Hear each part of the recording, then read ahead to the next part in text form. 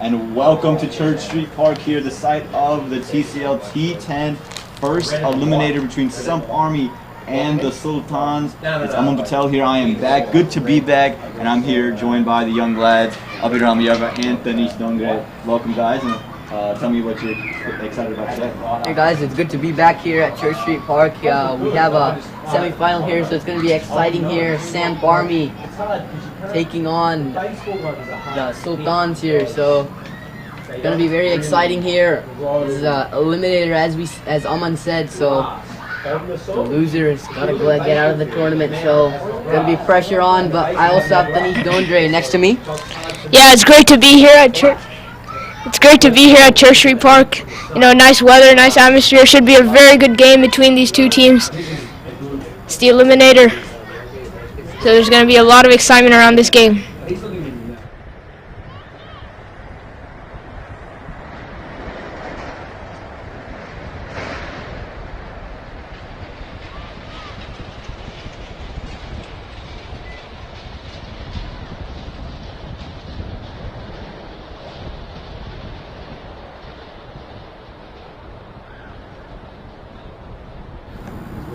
All right, so we do have the toss from the middle, and the word from the middle is Sump Army has won the toss and they have elected to bowl first. What do you guys think about that decision? Yeah, I mean, teams here chasing have done usually better here, so and it's all the team. So if Sump Army they feel better chasing, then they're gonna feel, and it's better to win the toss and bowl first. But the pitch, it looks pretty hard. There are some cracks, but very few. So it looks like a even wicket, good for bat and ball. So Tanish, what are your predicted score for this first innings? You know, it's a great batting pitch, so I think it'll be around 80 to 85. The Sultans have a very strong batting lineup, and they'll be raring to go here. They'll be very excited. Yeah, so speaking of their batting lineup, we're going to talk about their batting side as their openers are coming out to take the middle. We look at their 11. You look at Sandeep Karwa, you look at Rahul, Medalwalkar, Utkarsh Srivastava, the youngster Suhail Warich, Abhinav Silasa, Kartik Palakuri, Vivek Ramakrishnan, Shashank Alta, Kangama Prabhu, Chandarama Mohan, Rajesh Upatalapti, Kishore Raj, and Suhaddin Mohammed will go to Abhiram Yavar for the bowling side. So here, sorry. So we will get you the bowling side in a quick second, but we do have the openers out in the middle, raring to go, as now you can see the Sump Army 11. So we have Abdul Hamid, Varun Papuri, John Vijay, Muhammad Abdullah Shah, Akshar Patel, Ashish Jain, Akash Joshi, Kahan Sakarwala, Kirti Thakkar, Preet Patel, Vinay Paul, and Shrikar. So that's going to be the squad for the Sump Army here, as they've won the toss and chose to bowl, and first ball is about to be bowled. And yeah, so it's a beautiful day here in Mooresville. It's a nice autumn day. It's still not as chilly. It's going to get much chillier tonight, though. So I see the two gentlemen next to me are in short sleeves. I hope they did bring a jacket to wear later on in the day, because it is going to cool down. While the sun's out, though, it is beautiful. It doesn't get much better than this in North Carolina. This is where you want to be right now. yeah, it is beautiful today. It's perfect weather to play a semi-final here, and it's gonna get chilly later on, but right now this is the perfect weather. When it gets chilly, it's gonna be hard to catch and all, but right now it's perfect here. Yeah, so just looking at Samp Army's strategy here, they've played 4 games, and in all of them they've chased and they've won 3. So they know what they're about and they know their plan, and you know, why change a winning strategy? Yeah, for the Sultans, you know, they've struggled a little bit. Of course, being here, they're 2-2, and they are just trying to figure out a way to get themselves going. I think they didn't have a lot of their guys early on, but defending has seemed to be a strategy that's worked for them, right? They've done it in 3 of their 4 matches, and they've won all 3 of the matches which they were defending scores in. So it seems to be that seems to be their strategy. So it looks like both teams are going to be at their best, and that's what you want to see in a semifinal, when both teams are at their best. Right now, there is a delayed start for some reason. We'll figure you out. We are 3 minutes behind, but the umpires, they're on top of it in this quick format. So it looks like the scoring gap isn't working, and they're going to try to fix that out. So you guys can get the scorecards going on your screens as you see them.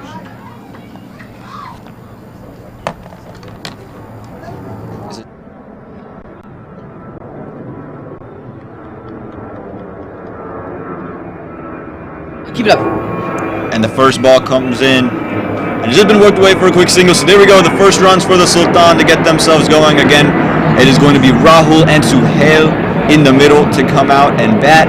And we'll get you the bowler's name. It is going to be Akash Joshi. So he's been a good bowler for Sump Army throughout the tournament. So what's the strategy of these two openers? We've seen this side go out there and try to defend. What's the strategy from these two? I think for the first couple overs, they'll be just looking to take as many singles and doubles as possible. You know, we saw the intent from the very first ball, just the defense, and they sneaked for a quick single. I think that'll be their plan, just get ones and twos, and then get the odd boundary. And then from there, they can build on. Yeah, I agree here. I think first what they need to do is make that partnership. You can't just go for it from ball one. Although it is power play, you need to make that partnership here. And you need to get the singles and doubles, and then you can start going for it. As we've seen from teams here, when they start going for it, they start to lose wickets and a hassle, and then it's tough to form a partnership then. So as Akash Joshi runs in here, this one nips in, but it looked very high, so it's going to be a dot ball there. And as you can see, plenty of bounce on offer. We were talking about in the pitch report. Pitch is hard, few cracks, but the ball is going to come on and bounce for the batsman, so you've got to be ready to go. Most people come to Church Street Park saying the ball's going to keep low, Doesn't seem like that's going to be the case tonight. You're going to have to be able to deal with the bounce. And Akash Joshi, not even the paciest of bowlers, you saw the amount of bounce he was able to get off of the wicket there. So that is something these two batsmen may not be accustomed to, and they're going to have to adjust for. And some nip on offer, but it's been pushed out a little bit too wide. So the second run coming for the Sultans, courtesy of extras. Yeah, so the Sultans, they're going to have to bat responsibly today. They can't lose too many wickets in a heap early on, because that'll really come to haunt them when they're trying to defend a low score. So they'll really need to bat responsibly and build a platform that their hitters can build on later in the innings. Yeah, this is the first game where you have to go and win. If you don't win, you're out. And Akash Joshi's struggling, and he's trying to claim to the umpire, hey, the batsman moved, the batsman shuffled across. And no, it doesn't really matter. That one was definitely well wide of it, Akash. I don't think you're going to convince many umpires that one isn't a wide. I think even the two youngsters next to me would have deemed that one wide. Yeah, that was wide there, but Field setting that he has a long on and a deep wicket in play, but it looks like he's hitting the length, as he does hit that length here, and he's just worked through covers for a single. But I wonder why there's a long on there. He's hitting that hard length, so I really don't see that need for a long on. Maybe you can have a third man or even a deep square leg if he's going to bowl that length, but that's just what I'm thinking. Yeah, and I think for Akash Joshi, it's kind of an adjustment that he has to make, in the sense that he's someone who usually bowls fuller and doesn't get as much bounce off of the track. So he's someone who says, okay, let me go and protect that area. For him now, you can see the bounce, and we'll see if that adjustment's made, or if he's waiting for them to try to come in with that false slogger, get it onto him quick for the pull. But even then, a mid-on would be more preferable. So that's definitely an adjustment that has to be made. Again, fuller length, but still a lot of bounce on offers. And the Sultans doing good to get a couple singles. Yeah, Akash Joshi, he's gone with the plan he's been going with throughout the tournament. But, you know, you're never really sure about how the pitch can play. So once you realize that, you really need to adjust and adjust fast. T10 is a short format game. It goes by very fast. So any adjustments that can help you, you've got to make them quick.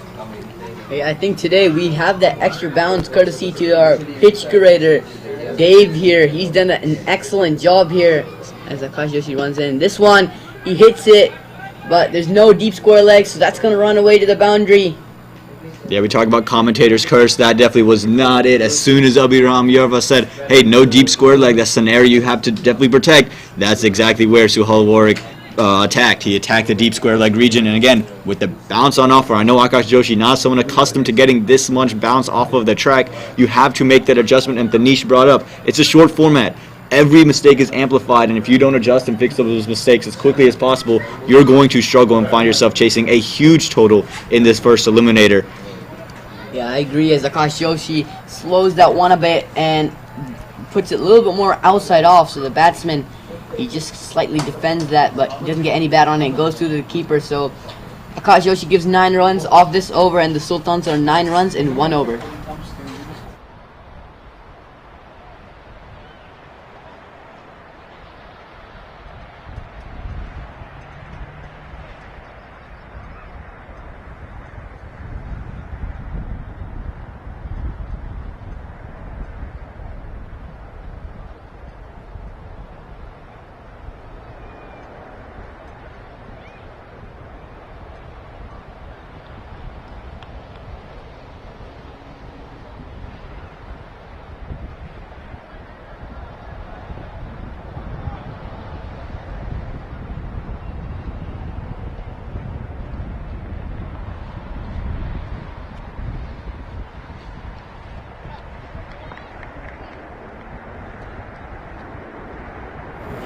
So we have some technical difficulties here.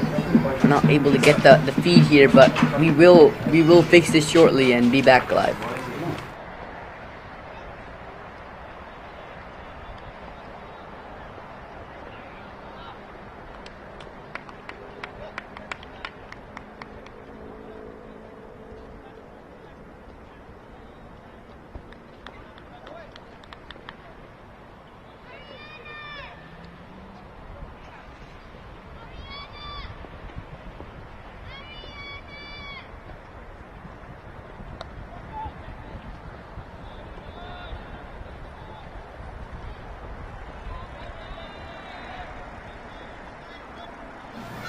And bad ball from Abdullah to start, just a little short and cut away by Rahul to get a boundary to start with for the Sultans. Yeah, Abdullah, this has been an interesting change here.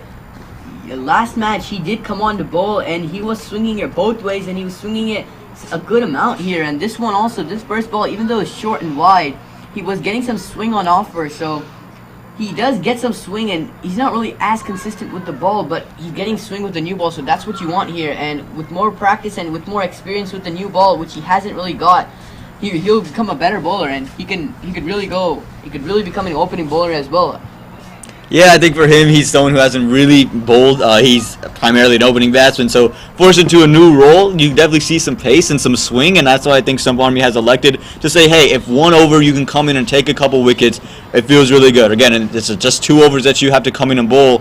As you see, just swing straight away, and he slowed that one up too. So just get to try to keep the batsman thinking, trying to keep him off pace. And we saw this with maybe a Virender Sehwag back in his heyday, where he used to come in opening the batting, but he could come in and give India an over here or there and just swing it both ways. And now Don didn't bowl the greatest of overs, but just was able to create some trouble for the batsman. I think that's what Abdullah's being brought in to do. Just try to keep the batsman off of their flow, especially after getting 9 runs off that first over, 90 being a pretty decent score. That one's chipped up into the air onto the leg side. No one out in the deep on the leg.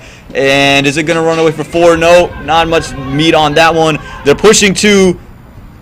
And it's going to get it quite easily in the end. Not the greatest of throws from the outfield. Excuse me, they're going to get 3. So definitely not the greatest of throws from the outfield if you're going to allow 3. But good running from the Sultans, and that pushes their total up to 16. Yeah, that's great running from the Sultans. Church Street is a big ground, so it's tough to get the throws directly from the deep. So once they realized that, they immediately took the 3rd run. That's great running from Sultans and great intent also. Yeah, this is a big ground, as we were saying, so the 2s and 3s can be easier to take on this ground here.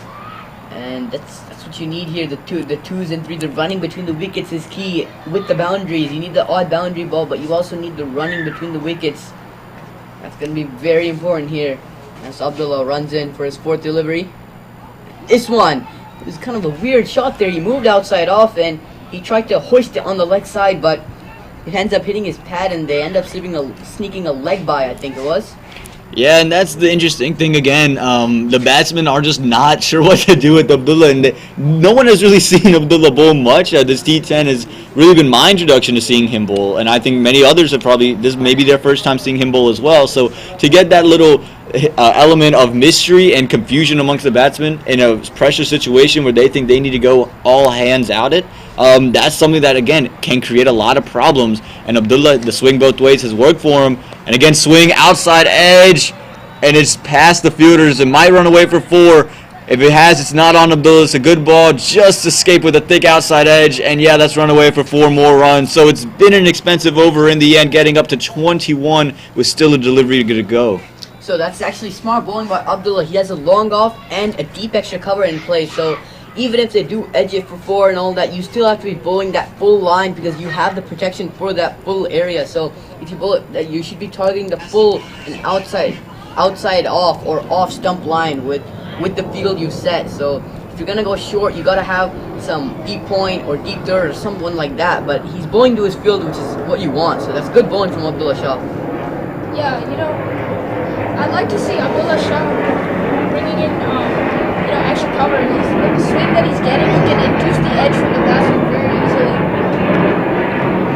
And another one, I think, just too wide from Abdullah. It is full. It is just going to find a fielder out in the deep, but I would like to see him start that one. If you can start it on off stump, and I know he's not a bowler, so it's not something he's accustomed to doing, but if you start that one on off stump and get it moving away, that edge has a much better chance of finding your man at short third and even the keeper's hands. So that's going to end 2 overs, 23 without loss to Sultan, so off to a flying start. Yeah, Abdullah, he is swinging it, but he's not able to bowl it consistently, so that's why this has gone for 13 runs. He's bowled some looseners there, but you can't really ask for much from him. He's a part-time bowler, and he's mainly a batsman at the top order opening, so it's still an option that Sump Army have in which they are using Abdullah Shah. So the Sultans are 23 for 0 in 2 overs.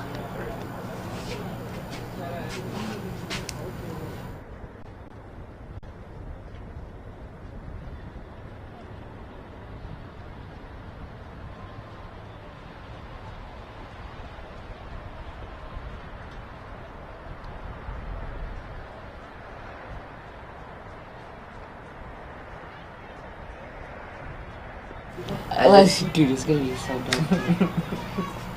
As it's going to be Varun Papuri here bowling. He bowls some spins, part-time bowler here, but he can bowl well, and he's brought in the power play. So it's an interesting change here by the Sump Army, but he can definitely bowl. Yeah, he's brought on some spin here and maybe just a change of pace, primarily a pace bowler.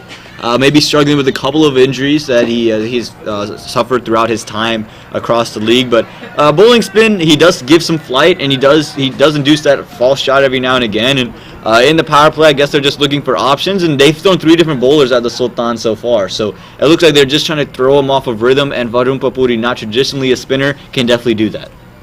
Yeah, it's a smart move from Samp Army. They've saved their main bowler Akash Joshi for the end, for the depth there, and they've also brought in Varun Papuri, spinner here, just to keep the batsmen on their toes, just to mix up the bowling and not letting the batsmen get too comfortable here. So it looks like the Sump Army, they have some good bowlers, but they're also using these part-timers early to save those main bowlers till the death, which is also a good move that I feel it's a smart move, as this one's flighted up, and he's cleaned him up there. He went for a big sweep shot there.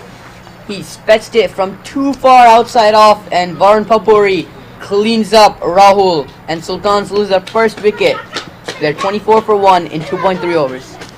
Yeah, and you can see the bounce come on full display that time. Just one right over his bat, try to go with the traditional slog sweep, and again, the pitch a little bit harder, a little more bounce on offer. And Varun, he's a tall man, he's traditionally a pacer, he's going to get the bounce off of it, and bang, there goes the wickets, and off comes the bails. They don't light up here because the sun's out, but there you go, Sump Army, they get their first wicket, and now the Sultans on the back foot. And that's exactly what Samp Army wanted from this 1 over of Varun Papuri here. They just wanted him to take a wicket, get that breakthrough. You know, it's a different type of bowling, not used to it in the power play. And that's exactly what Samp Army would have wanted from Varun Papuri here. Just a quick wicket to get the breakthrough, get into the middle order here.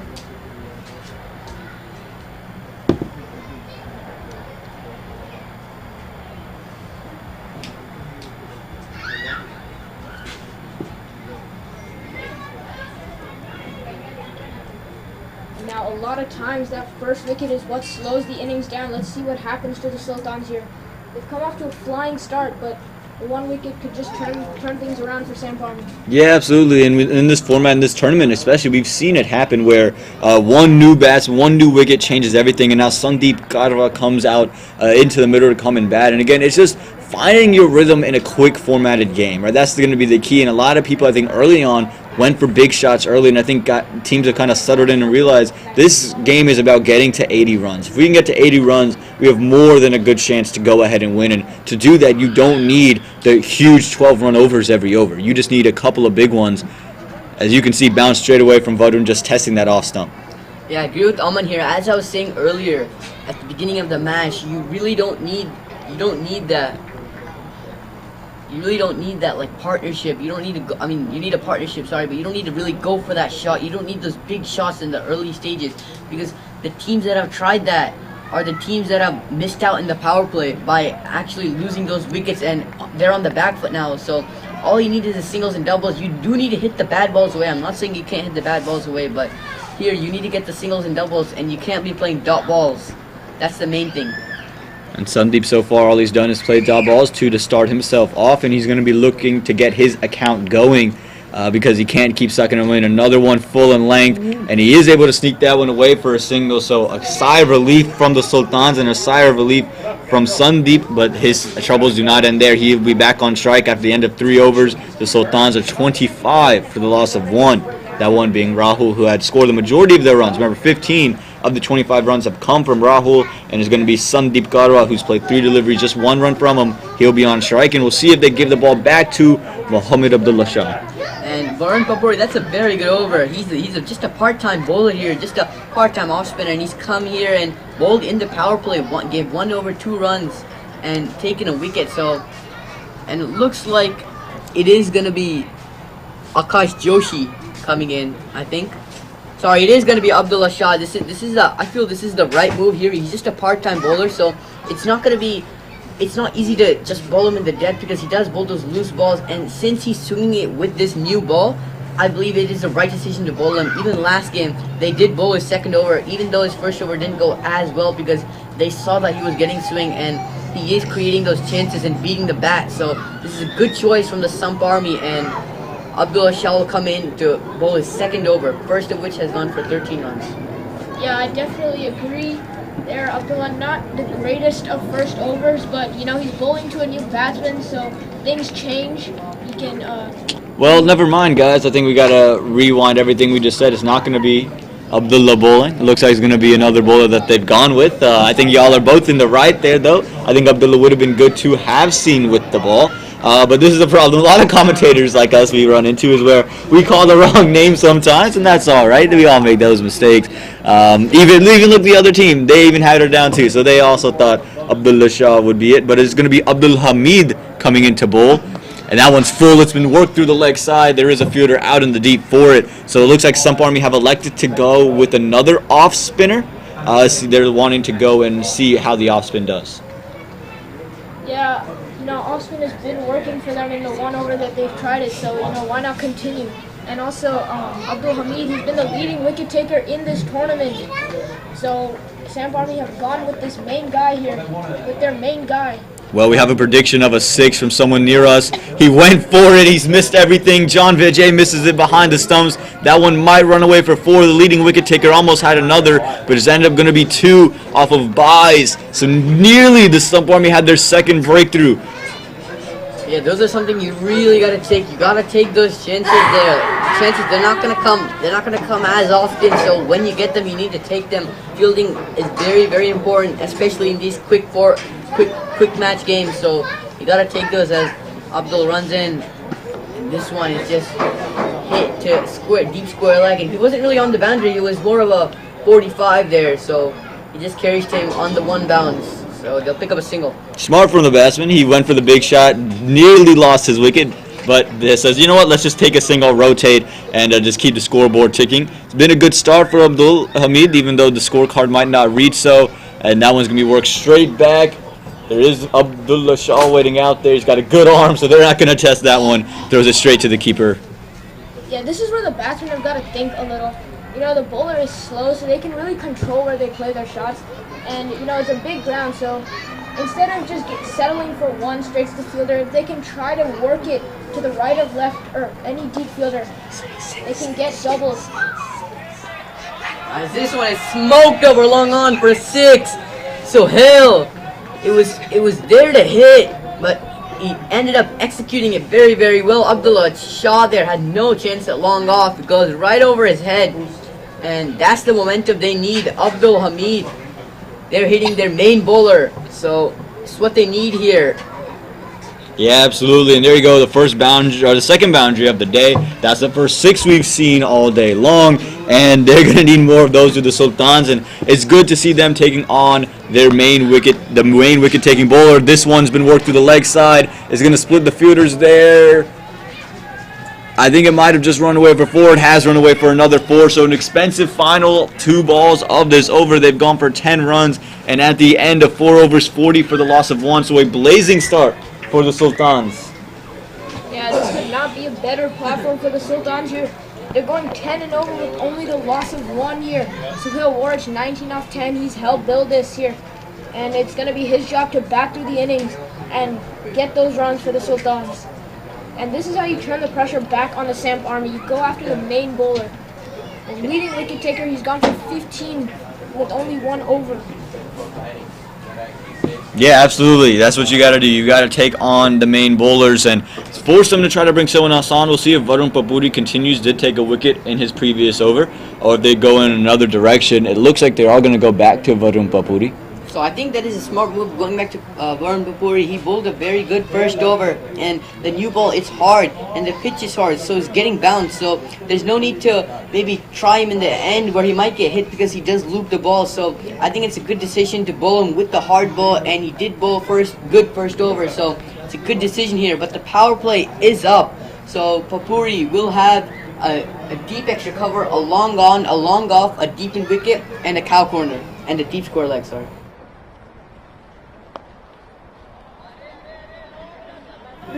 As that one is hit deep in wicket. There's a fumble in the deep, so they're gonna get 2. Yeah, they do get 2, and for Varun, I think for him, you could say, well, why would you continue another off spinner? Why would you continue this and let the batsman get comfortable? I think he's a very different off spinner, right? Not a genuine spinner. He's someone who bowls traditionally pace, so he's going to be a little bit flatter, get a little bit more bounce, and it still can throw the batsman off who want to play maybe those slog sweeps. As that one's been punched through the covers, and there is a fielder in the deep. It's not going to beat him. Akash Joshi does well to get there and just keep that one from becoming a boundary. Yeah, these middle overs are going to be very crucial for the Sultans here. For both teams, actually. Samp Army will be looking to get a breakthrough and maybe spark a collapse, while Sultans will be looking to get 7 to 8 per over. Just setting up a platform where their sloggers can go for it at the end. Yeah, they're already going very well at the moment, 44 and 4.2, so they'll just be looking to build on it as Papuri hits it, and he hits it down to long on. Doesn't really go for a catch. I don't think it would have carried, and long on does well to throw it in and just cut it to a 1. Yeah, and I think, again, that's the key for the Sump Army. The Sultans have gotten off to a flying start, but if you can choke them down, make them try to hit the big shots, and just keep them from getting those boundaries, at some point, something's going to have to give, and they're going to try to force one. So I think for the Sump Army, you just got to be patient. They're going to throw it. As you can see, that one was trying to be worked through the leg side. It's going to end up being wide. Try to do something different with it. Again, not a traditional spinner, so I don't know if the variation caused that one to stray down the leg side and leak an extra. But Varun, you can see he's trying to do something, trying to entice that second wicket to come his way. And that time, did John Vijay get the stumping? No, he did not. Got back quick to the batsman. Oh, and John Vijay overthrew his bowler, and that one's going to leak a run. Yeah, that's poor cricket there. He didn't really have to throw it. One was out. That's what Varun is saying. He's saying, why did you throw it? But And I believe the umpire has ruled it a dead ball, so the batsman going to come back to their crease. Now, I guess that's the way it goes. The batsman doesn't even understand, but John Vijay made his case, and he seemed to the umpire said, you know what, you're right, we're going to give it to you. So, dead ball ruled by the umpire, and no runs leaked for Varun Papuri. And that one's been worked through the offside. Fielder's coming back to chase it down, coming around to it, and I don't think he'll get there. No, he does. Mohammed Abdullah does well to get back there. Great work, great hustle in the deep. Chance of a run out, and he's got him. And what a throw. They try to test the arm of Mohammed Abdullah Shah. That's not the arm you want to test. Abdullah gets that one from the deep straight into the gloves of John Vijay, and John Vijay just happily says, I'll take off the stump. So the second wicket falls from the Sultans, and it's in the over of Varun Papuri. yeah, and Abdullah Shah, what a fielding that is from the deep. He was at deep extra cover, and this ball went a little bit behind deep point, and they couldn't finish running 2, I believe. So he ran they couldn't finish running 3, but he ran very far, and he collected it quick and threw it into the keeper on the full, and John Vijay makes no mistake.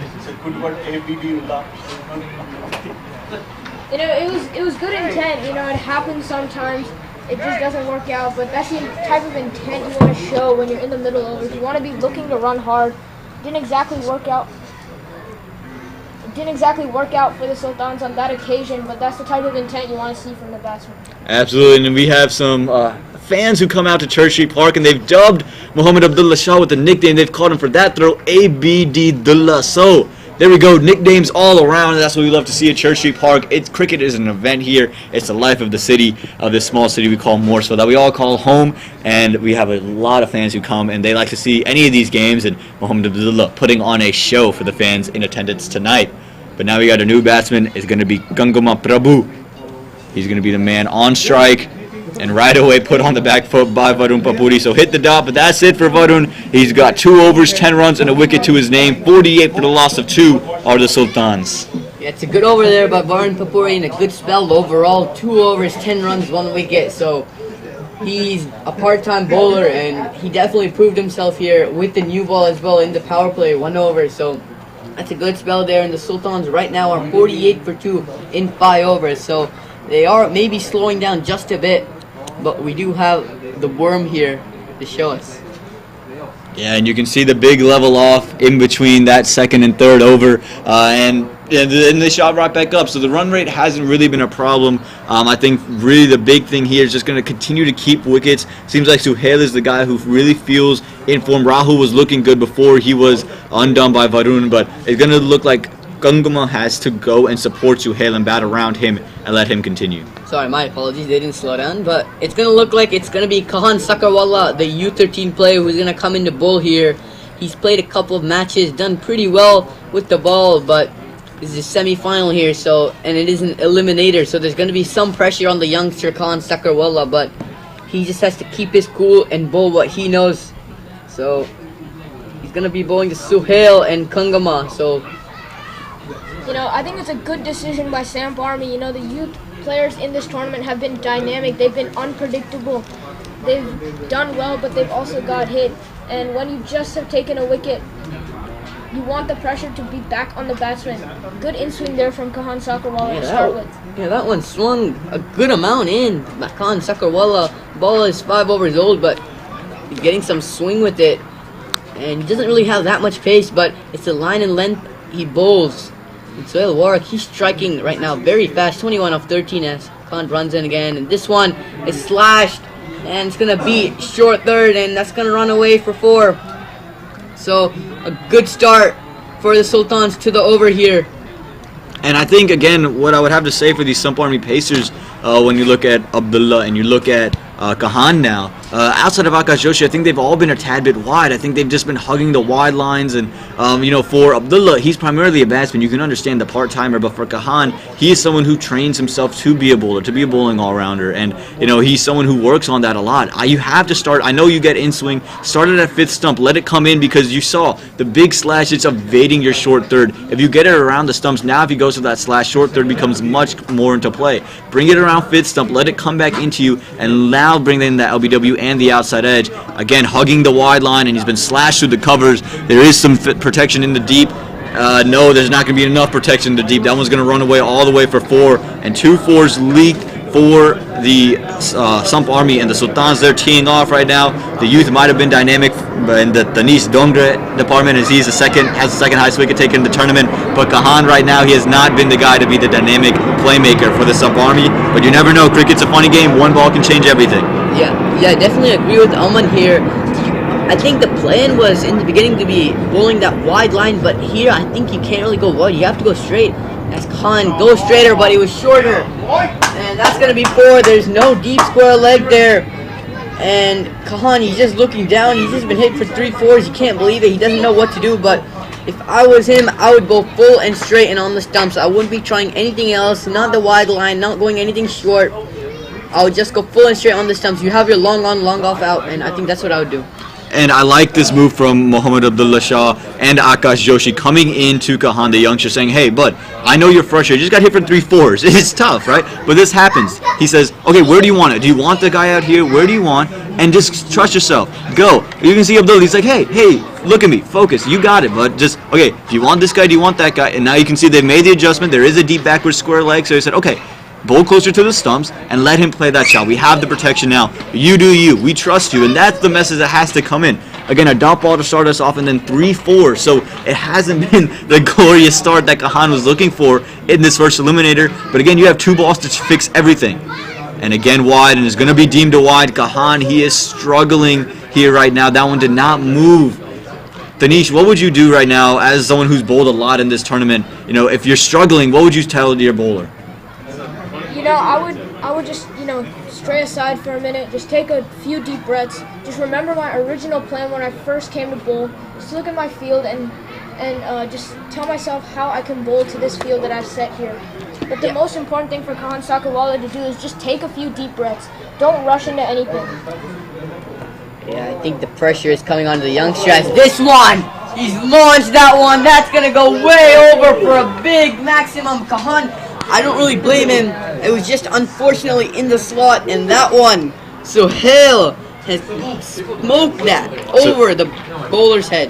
And Suhail latched onto that one early. No swing on offer for Kahan that time. Not much pace to really fool Suhail. And Suhail had all the time to stay on his toes and latch onto that one, as it was well said by Abhiram Yarva, and pummel that one over the straight back to the side screen. And for Kahan, you're just hoping that this is your final delivery and you can escape from this over.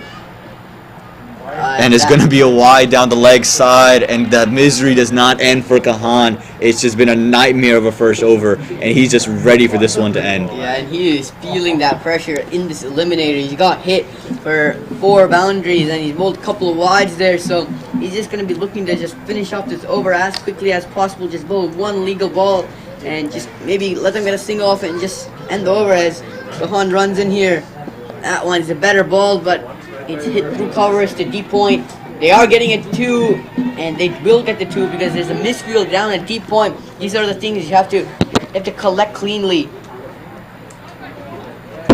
And the score is 70 for 2 in 6 overs. So this over, which Kahan has given for 22 runs, has definitely boosted their momentum. And they're going very well here, the Sultans. Yeah, obviously, you know, sometime in the middle of that over, Kahan, he needed to walk aside and take a few deep breaths, which he didn't do. He just rushed at it. He tried to get the over completed as fast as he can. But, you know, every ball is key, and this is something that he didn't do. He needed to just walk aside and take a few deep breaths, just calm himself down and trust himself to bowl great. And I want to talk about the batting of Suhail. I think in that over we were focused on Kahan's line and length, but we want to look at Suhail. He was able to put those balls away for 4, and then not only on the final delivery, I think it was Kahan's best ball. He was much closer to the stumps, didn't give him as much width, but Suhail smartly didn't try to overhit it, just worked it away for 1, and guess what that does? It gets him right back on strike. He's in a flow. He's 41 off of 18, guys. Just flew to the 40s already. 5 4s, 2 6s to his name, and he's leading this run total right now. So for him to get back on strike and to face these next deliveries and keep, Gagama's only played 1 delivery. And he came in the over before Kahan. So you can see Suhail, he's wanting to take the strike, and he's taking the burden upon himself to say, you know what, I have to go and lead my team. And I think it's so smart from him just take that single at the end and get himself back on. Yeah, definitely agree. You love to see it from the captain, just leading right from front here, just taking the responsibility of batting through the innings and getting the runs for his team. It's a competitive. So maybe they came back just for 1 off that delivery. They did come back for 2, so Kangama did take strike to finish it off. So they took 2 off the final delivery, but still it was a tremendous over in the previous one, and we know Kangama is more than a capable batsman. Yeah, Kangama's role is going to be extremely important here. His role is to just keep batting with Suhail. He's batting well. He has a good strike rate so far. So Kangama's role is just going to be keep rotating and definitely be prepared to run the doubles. Yeah, and I think his role becomes a little bit easier here because of the platform that was laid out by Suhail and the other members at the top, that now they just can keep working singles around and still find themselves in a place where at the end of this over they can look at themselves and get close to 80 just in the 7th over and really latch to get to a score of maybe 115, 120 if Suhail keeps batting. So this has been a tremendous start, but again, 1 wicket changes everything. That one's been latched onto. It's gone high. Has it gone far enough? Yes, it has. Another big 6. Come on, son, says Suhail. I'm in the flow of things. 47 runs to his name, and he is not looking to slow down. Yeah, that is a big hit from Suhail Warridge there. As we were talking about it the whole time, the captain leading right from the front here. Accumulated most of the Sultans' runs, and he'll be looking to get a lot more as that one is launched through covers. It'll go all the way for 4 there. Good effort from the fielders to try and save it, but it was a beautiful shot from Suhail. And there is his 50. Suhail 53 in just 20 deliveries, going at a strike rate of above 255. The score moves to 83 for the loss of 2 and 6.4. Come on, son. Suhail Warich just attacking and taking it to the Sump Army bowlers right now. Ashish Jain struggling. And another one that was latched onto. Fielders coming around. And it is just going to be 2 in the end. But my goodness, Suhail, he is taking the charge to these bowlers. And Sump Army struggling for answers. Yeah, we've been talking about how the multiple 12-over overs aren't really necessary. But, you know, if you're getting them, then why not from Suhail Warich? Already 15 in the over and still a ball to go. And doesn't quite latch onto that one. They're going to sneak away for just a quick single. So 16 coming off that one. And that brings 7 overs gone. 86 for the loss of 2. And Suhail is firmly in the 50s. And it's looking very good right now for the Sultans. Yeah, it's good to see that he wasn't too pressured in the 40s. And now that he's crossed 50, he can just go with it. You know, 3 overs left. Whatever he sees, he can just smack it. We've seen multiple times that he can clear Church Street, even off not the middle of the bat, but it'll be his role to do the smacking now. I mean, I think it's been his role since the very beginning to be the way this strike rate is looking. Doesn't seem like he came in with the intention to do anything else rather than just hit the ball hard. And again, I think you got to, you know, for Gungama now, it's like, okay, how do I get off strike? Well, you're off strike already. It's going to be...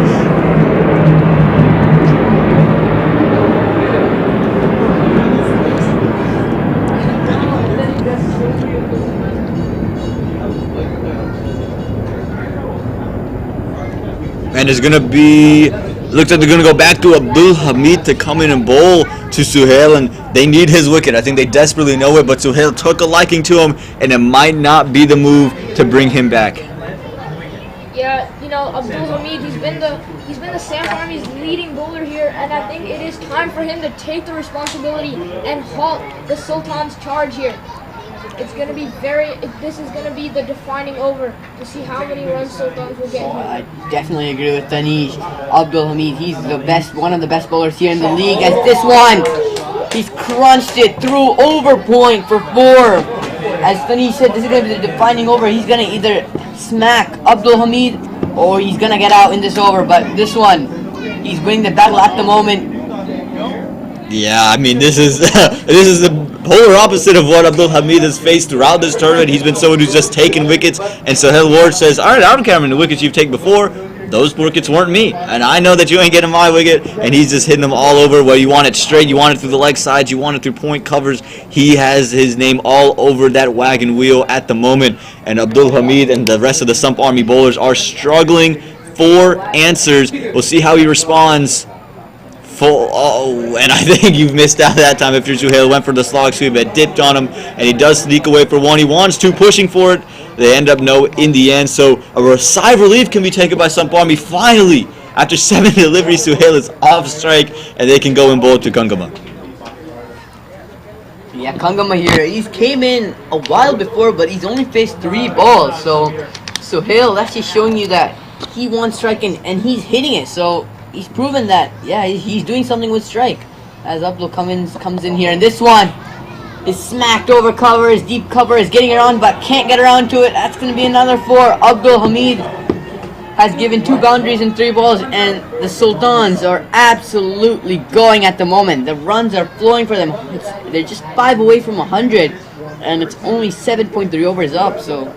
Yeah, the misery doesn't end for the Sump Army. Apparently, they thought, okay, yes, finally Suhail's gone. And Gungama, we know he's a proven bat, but he wasn't Suhail. Well, it looks like he's going to be with the way he just struck that one. Hits that one away for 4 over the offside. Yeah, I think at this point, since Suhail's going, there's not really pressure on Gungama. So he really feels that he can go for it. So I think that's exactly what he's going to be doing here. I think he was sent out to just hit, so that's what his game plan is going to be.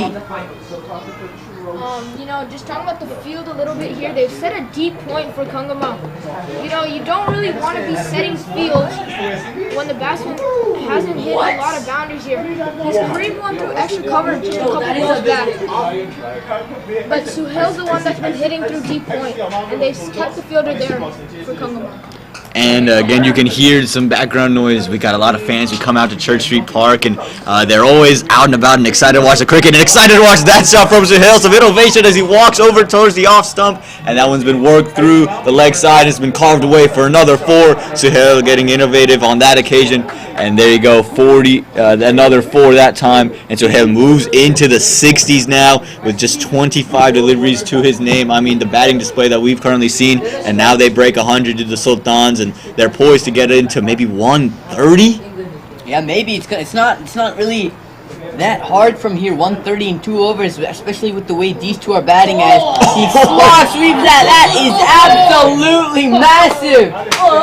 Went very high there. The man at deep in wicket had no chance, but right over him. Went very high. We see the fans here clapping. Got a lot of them here, and this over. Very expensive. Abdul Hamid, their main bowler, goes for 2 overs 35, and with 2 overs to come, we could be seeing some 130, 135 here. And like I was saying, I didn't think that bringing back Abdul Hamid made the most sense. I know he's your leading wicket taker, but Suhail took a liking to him, and it continued in this over. He's gone for 2 overs, 35 runs, but can we talk about that 6 from Suhail? That got the crowd going as the lights are on here. It seems like there's a shining star in the middle. Yeah, definitely did here, but as we've seen, bringing Abdul Hamid in is a risk or reward, as we've seen with a fellow commentator here, Tanish Dondre. They brought him in the third to last, and last over, and it was either gonna pay off or he was gonna get smacked, and it paid off. So, and it happened a couple of times as well. So it's like a risk or reward type situation.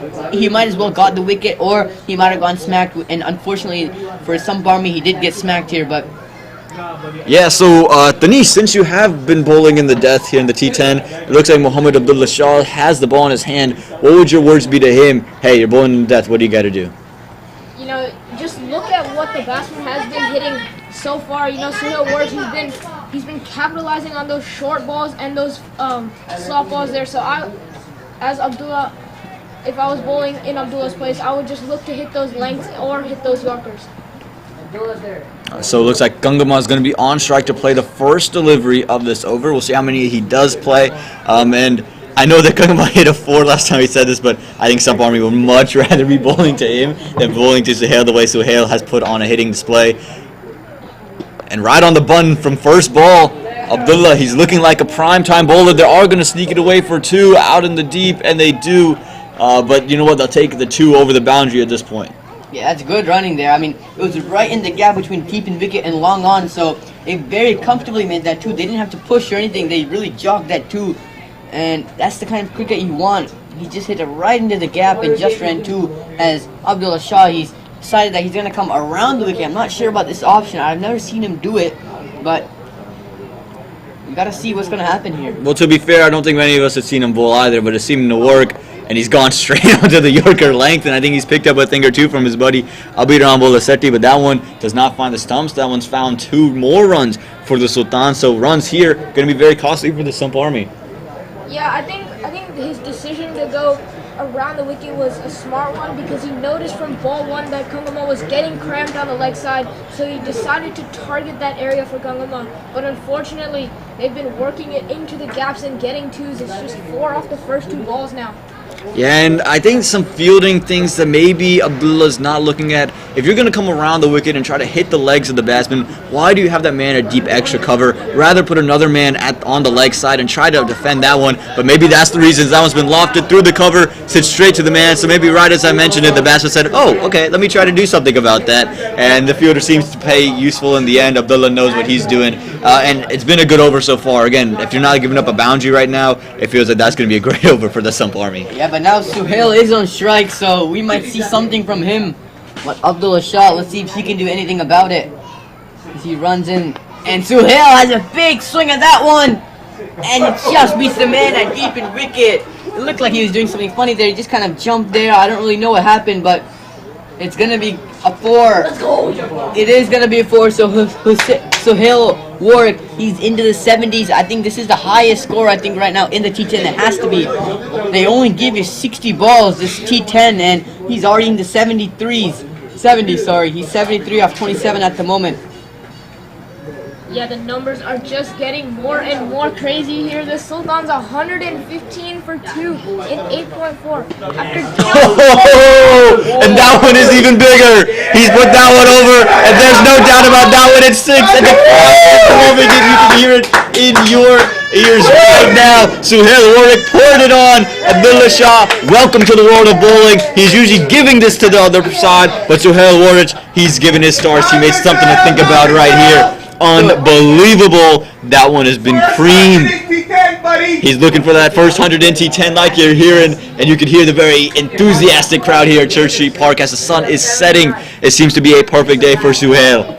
Yeah, Suhail Warwick, that was clean striking there. That was a beautiful shot. This one was gonna be wide, so that gives him more balls to get to his 100. He's really on a mission here.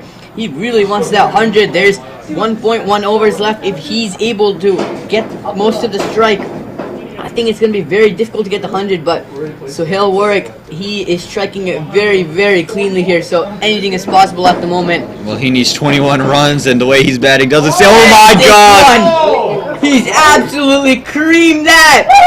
Over the fence!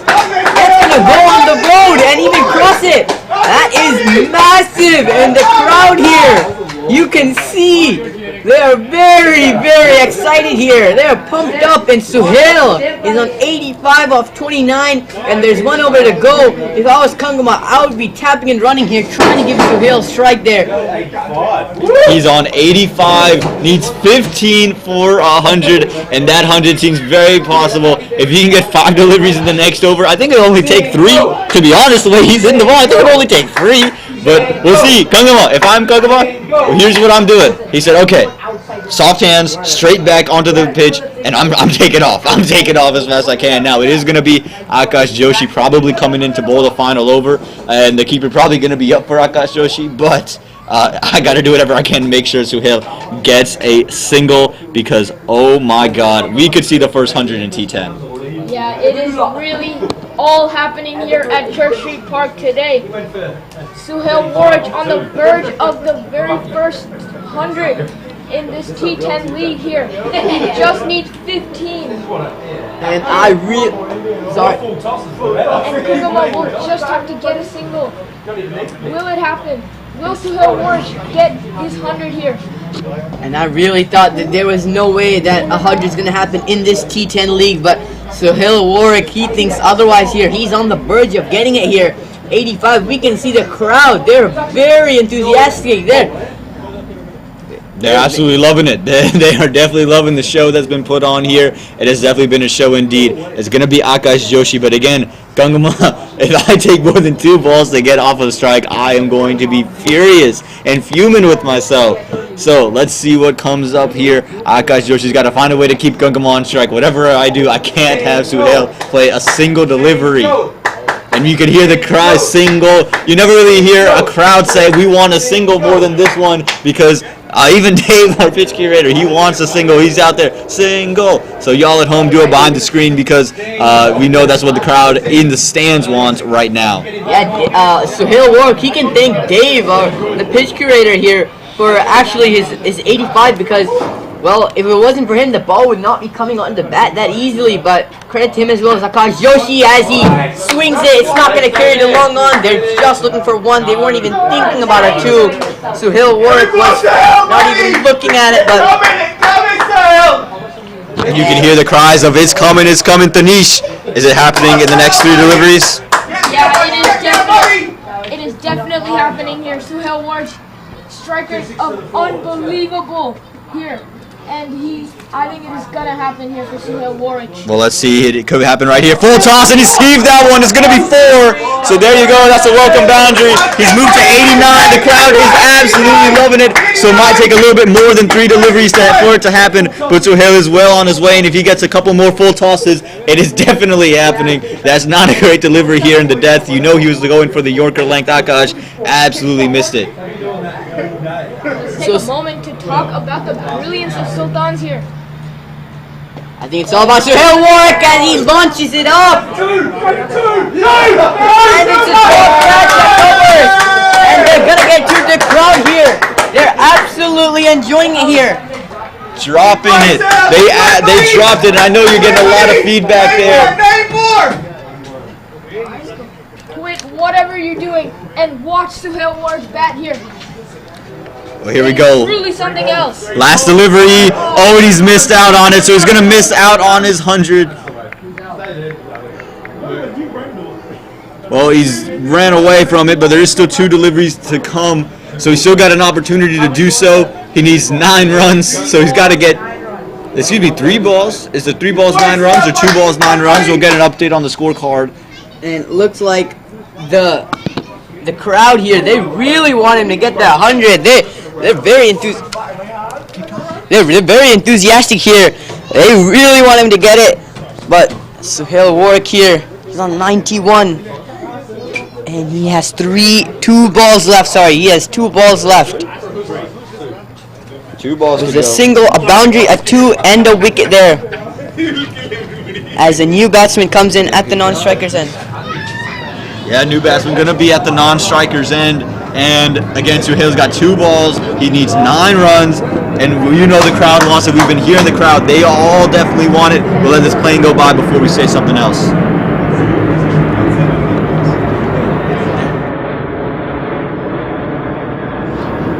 As this one, he does swing and miss it. And the umpire goes away. And we hear the crowd. They are very, very happy with the wide. Even my fellow co-commentator, Aman, he celebrated with the wide. He wants that. He wants him to get that 100. Don't we all? Well, I mean, I think we all want to see it. Even if you're a fan of Sump Army, you want to see a 100. Everyone wants to see a 100. When you're watching cricket, there's no better sign than 100. Yeah, Here he comes. It's been over the top. Fielder's there. It's going to come around for 2. So they do come around for 2, but that might be the end of it because he's going to need 7. He needs 7 runs off the final delivery. So we need a no ball 6 here. That's what we're going to need. He can hope for a no ball here. The crowd are on their feet here. The moment they see the ball being released, they will be. And a new chant, 6 no ball. No ball in offer. It's been hit back. They should push for 2. And I think they're just going to get 1 in the end. And they do get 2. Yes, they do get 2. So there we go. It was a terrific innings out of Suhail Warwick, and you can hear the applause from everybody. Just misses out on his 100, but 95 off of 34. Excuse me, 97. Yeah, excuse me, 95 off of 34. Brilliant knock has come to an end, and beautiful innings have come to an end. So there you go, 140 for the loss of 3 at the end of 10 overs. What a innings for the Sultans. Yeah, and can we just talk about the brilliance of the Sultans here? Barely making the playoff, just off net run rate. And they've come here and they've hit the highest score in this T10 league so far. Brilliance from Suhail Warwick. Absolute brilliance. Well, this score, it seems like a T20 score, doesn't it? 140 here. And you never see this. And the Sultans have gotten here on the back of Suhail Warwick with the brilliant 95 off 34 not out. Suhail Warwick, take a bow. That is one of the best knocks you'll ever see in this TCL league here. 95 off 34, and Rahul at the top got out early. Dilbarn Papuri, Sandeep Karwa got run out 8 off 8. Kangama got run out again 14 off 9. And Sultans, they're right now 140 for 3 as we have the bowling from the Sump Army. And the Samp Army bowlers have really taken a beating here, courtesy to Suhail Warwick. Started with Akash Joshi with 2 overs 21 with an economy of 10.5. Muhammad Abdullah Shah from the other end with 2 overs 35, economy of 17.5. Varun Papuri kept it tight, 2 overs 10 runs, 1 wicket. Pick up the bowlers from Samp Army today. Then Abdul Hamid, the leading wicket taker, comes in. Unable to do the job this time, 2 overs 35. Kahan Sakarwala just feeling the pressure there, 1 over 22 runs. Over to forget for him. Ashish Jain, 1 over 16. So a bowling innings to forget for Samp Army here. And again, a beautiful innings has come to an end for the Sultans. And Sump Army, they're going to have to come into that second innings, chasing 141, a T20 score.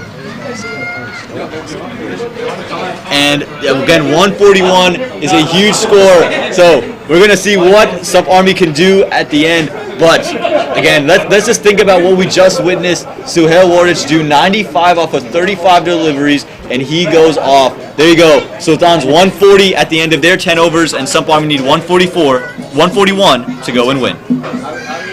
There.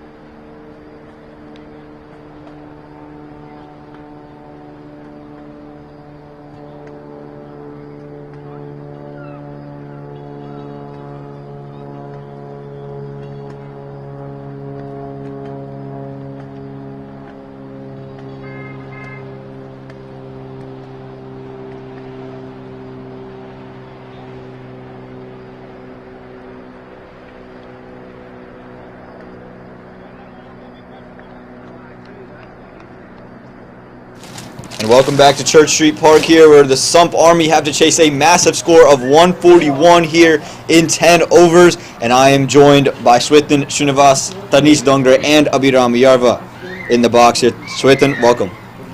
Thank you, Aman. I was here a long time ago, but I just couldn't come over to the comm box because I was awestruck with the performance of Suhail.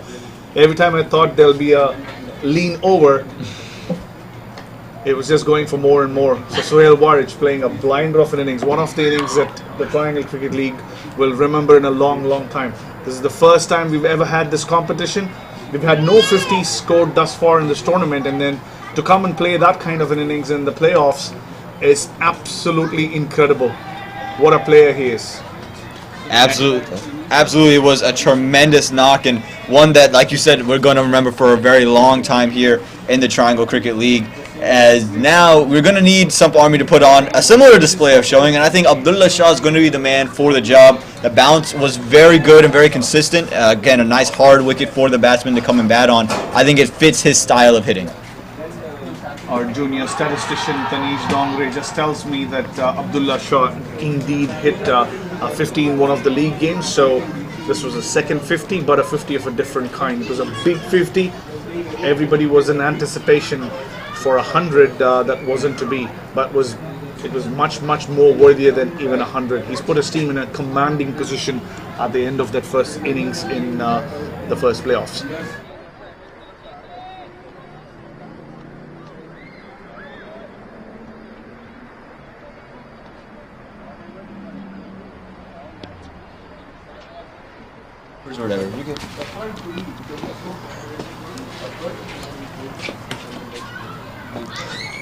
Shashank Atla is the opening bowler.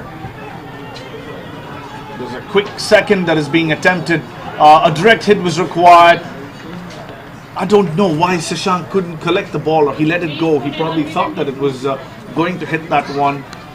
It would have been the end of Vinay Paul there.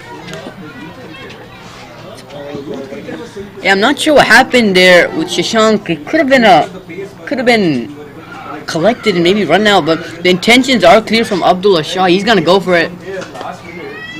And this one is driven to long on. They're gonna push for two. We can see the intention here. And Vinay says no, and Abdullah, he's kind of mad here. He really wants those twos. He wants strike. Yeah, not only that, Vinay Paul was turning blind there. He had no visibility of where the ball was when he turned. It's very important for kids who are watching to always make sure that you are facing the ball when you're touching down at either ends. You got to be facing the ball so that you know if you want to make that second run or not. So talking about Sultans, they should be thinking that it's a winning score, and I do believe it is. At the same time, you don't want them to be lethargic, do you? If you don't want to think that you've already won the game, which you haven't. Yeah, definitely. I agree. The Sultans should not take this easy at all. In fact, this is a time for Sultans to explore their bowling options right before the finals, because you never know who you might need in a competitive game such as the finals.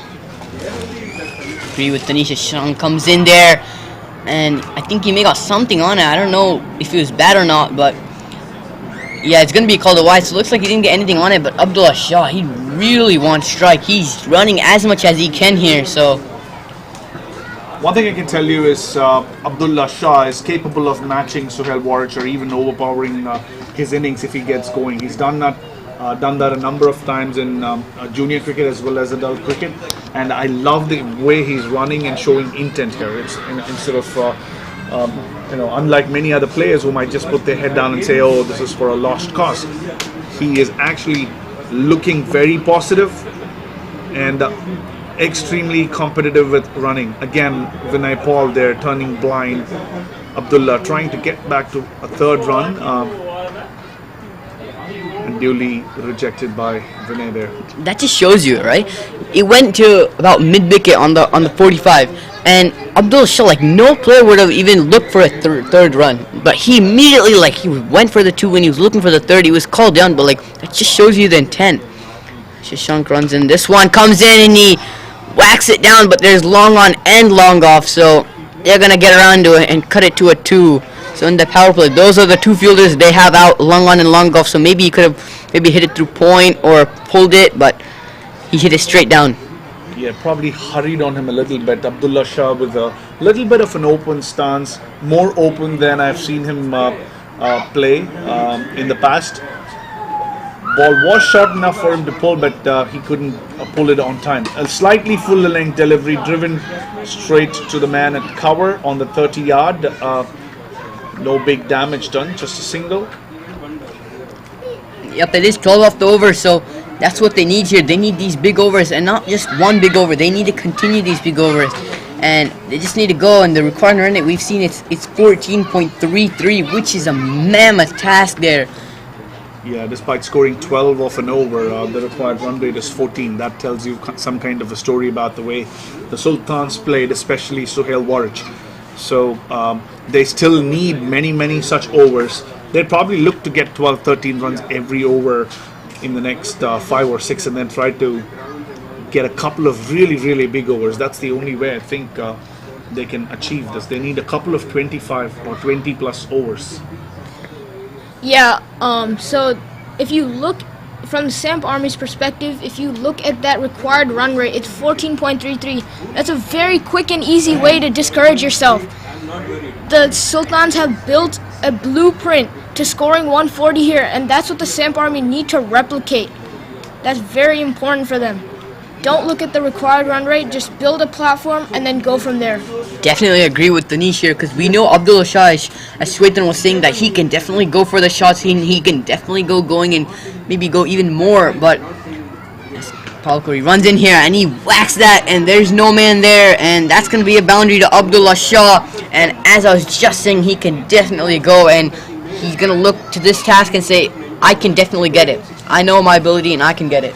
That was all hand and eye, stand and deliver as they call in cricket. He just stood his crease, looked at the ball and hit it as hard as he could. And it fetched 4 runs for him and his team. I'm just looking at the bowling lineup for the Sultans and see if there's any weak links. And I do find there are not too many great spinners in this side that I see. Yes, there is oh, that's a wild swing across the line. Missed that. Abdullah Shah probably thinking that was short enough for him to heave over mid-wicket, missing it completely. Off stump, pegged back, and so are the spirits of the Samp Army. Yeah, that's exactly what you don't want. Looking from the Samp Army's perspective, just Abdullah trying to repeat the intent that he showed in the previous ball. Just a wild and blind swing. He had 2 eyes, but none of them were on the ball. And he's been clean bowled by Karthik Palakuri. Yeah, but I feel like in his defense, he really had to. The run rate was 14, and he's the main guy, and if he gets going, he can get going. But Abdullah Shah, as soon as he got out, he's a very expressive guy, and once he got out, he clearly showed his expressions there. He was looking down at the pitch, he bent down, and he's still not even at the boundary yet, walking off. I mean, the batsman is in as well, so he's a very sad man at the moment. He can't believe it now. Samp Army meant to drag him out of the ground, guys. He's extremely disappointed. And it's just barely made it past the boundary line. And what a comeback from Karthik Palakuri. Bowled his first one slightly short of length, offered some width, was dismissed for a boundary. And then to come back and hit the top of off was a brilliant... oh, that could have been close. That could have been the end of... Vivek as well. Yeah. We saw that he's been slow between the wickets in comparison to many of the people that we've seen today, but that would have been curtains for him. You know, just looking at Abdullah's walk back to the pavilion, it reminds you of the India versus Australia game where Rishabh Pant was dismissed for 97 in a game that he could have saved for India there. Oh, nicely flicked. This one angled down. Beautifully flicked, might get a boundary. Utkarsh in pursuit, unable to stop that despite his quick sprint towards the ball. Yeah, he looked like he was chasing it for his life there. I mean, his face, and he put everything in there, but unfortunately goes to the boundary. But this is the kind of effort we need. We need everything in the field. Yeah, this is a great opportunity for the youngsters to show their ability. We've seen a couple of youth players. I'm specifically talking about kids who are under 15, who've done extremely well, grabbed their chances, grabbed their opportunities, and made sure that they're a part of the playoffs as well. Initially, we thought that some of these U15, 16 kids might get to play in the league phases, but then come the playoffs, they may not be picked. Utkarsh has been picked in the playing 11 for the playoffs. Tells you the kind of intent, attitude, and ability he's exhibited right through this tournament. Yeah, I definitely agree there. He didn't do any wrong, so they thought that they had to choose him. He's a good off spinner and he's performing fairly well with the ball, and in the field he's very good. He was doing very good there, and that one is a good slower that one from Kartik Palakuri, and the batsman Varun Papuri there. He's kind of upset there. He couldn't really cash in. It was a full ball, but he doesn't get out to the slower one though. Yeah, it's 22 for the loss of Abdullah Shah's wicket at the end of over number 2. You know, just talking about Utkarsh Srivastava there, you can see the trust that the Sultans have in him, putting him down on the long on boundary. A lot of catches come there. That shows how good of a fielder he is, and that shows the amount of trust that Sultans have in him. I also think that Anirudh Bolseti and Sahar Shwetan and my commentator here, Tanish Dondre, there are also some other U15 players who definitely capitalized on the opportunity we've got. Tanish Dondre, our co-commentator here, he's got second leading wicket taker at the moment, and Anirudh Bolseti too, he's shown what he has with the ball, and Sahar Shwetan in specific, he's a very, very good wicket keeper, and he has been keeping very well for the Stars, and he's been making the 11 all the games. Even though Stars, they have a very stacked team, but that's just showing you that they're making the most out of this opportunity here. That was the purpose of making sure that youth were a part of this tournament. Yes, it's the first time we do. Oh, another wicket there, another wild swing. Vinay Paul never looked like he belonged there today, be it the way he was running between the wickets or he was swinging at the deliveries. Has been dismissed for a nothing shot. Yeah, now it looks like the Sump Army, they're on the back foot. I mean, they really were from the beginning, but now it's just going downhill and downhill. Yeah, some of the kids who did not get picked during the auctions, do not put your head down. This is just the beginning. Abhiram Yeruwa, a wonderful leg spinner, my co-commentator, found a way to continue to be involved. That shows a lot of passion for the game. So I would strongly say that it's the loss of 8 teams who went to bidding who couldn't pick him. He's a very good leg spinner. Abhiram didn't get to play in this tournament, but he'd have been very, very handy. Yeah, thank you, Shwetan uncle, for those kind words. But now going on back to the match here, Shrikar is the new batsman here, and he has a very big task ahead of him with Varun Papuri. If there's any chance, they need 119 from 7.5 overs with the required runner of 15. So it's going to be very tough, but they can do it. Yeah, Shikhar Marwa looks like he's been dominating the Division 3 T20 league here in TCL. And the job's on him. Him and Varun Papuri, they can strike the ball very well. And they should not put their heads down. They have to keep believing. They have to keep believing until it becomes mathematically impossible. Well, it is a playoff game, so try your best. Do the best you can. Yes, nothing against Shikhar. I've seen him play. A lot of good knocks. He's a good player and he's been dominating the Division 3 T20 games, but it's not going to be very easy for him here. Mainly because of the bowling attack. The pace bowling attack seems to be in place. I was earlier talking about how they might be lacking a couple of quality spinners on a pitch like this, but their pace bowling seems to be in good shape. Utkarsh, they're attacking. There is a chance for a run out. He decides not to let that go. Probably thought that there was nobody backing. Yeah, there was no one backing up, so it's a good decision there by Utkarsh not to throw it, but maybe you could have gotten a run up, but really now you just need to be restricting the runs there, so it's a pretty good choice. It's not just a big ask, it's a humongous task this, to try and score another 120 of the next few overs left. And I say few mainly because in this particular format, the overs just straight. Oh, brilliant try there, backward of point. Utkarsh leaping like a cheetah, unable to get both hands to it. I'm sure it flicked his fingers on its way. Would have been a blinder had he hung on to it. Yeah, that would have been an absolute stunner of a catch if Utkarsh had actually taken that, but he put his full effort, so he can't be looking down. I'm not sure why he is. He put his full effort and they didn't really get there, so he's got to move on and say you'll take the next chance.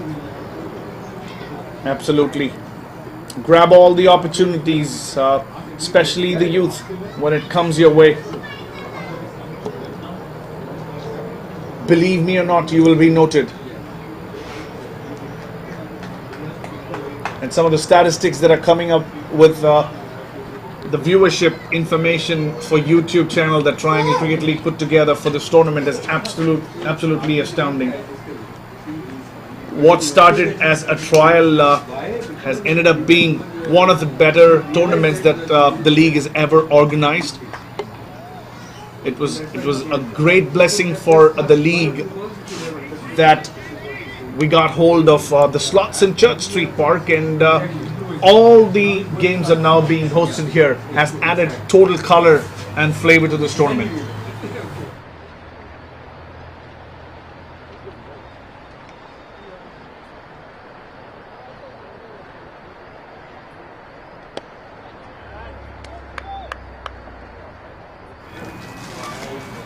Hey. Hey. Keep it. I don't have one. I put my thing back.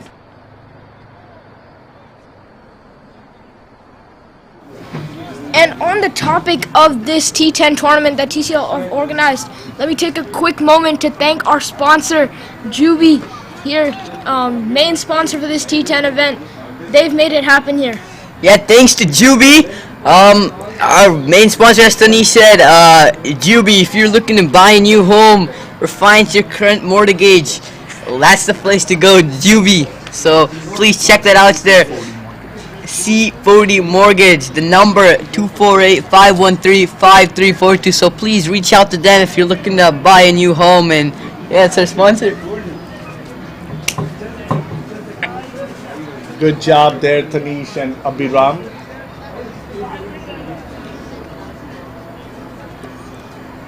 Looks like you guys have your backup profession covered.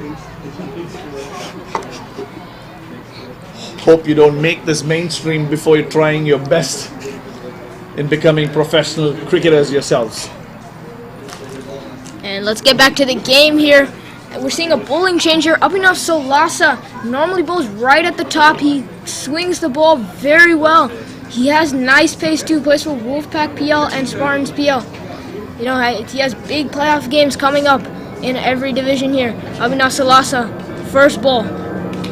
Yeah, he's a good youth player here. He's the strike bowler for the Wolfpack, and he's here just brought in right after the power play ends as he runs in for his burst delivery. That one's Yorker. It was like a full ball, sorry, and it was a slower one. It just swung out pretty late, and Shikhar does well to block that.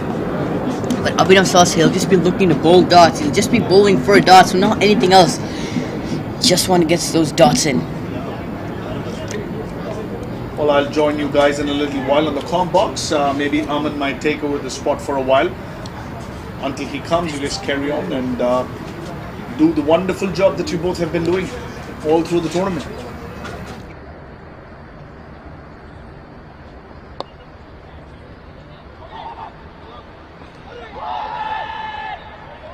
As the umpire gives it out, I think there's a run out there, but I'm not really sure what happened, but looks like it's going to be Varun Papuri who has to go run out. It's really gone from bad to worse for the Samp Army, hasn't it? After a bad bowling performance, they've just collapsed with the bat here. Not something you want to see in the Eliminator. You know, it's not looking too good for them, but you know, never stop believing.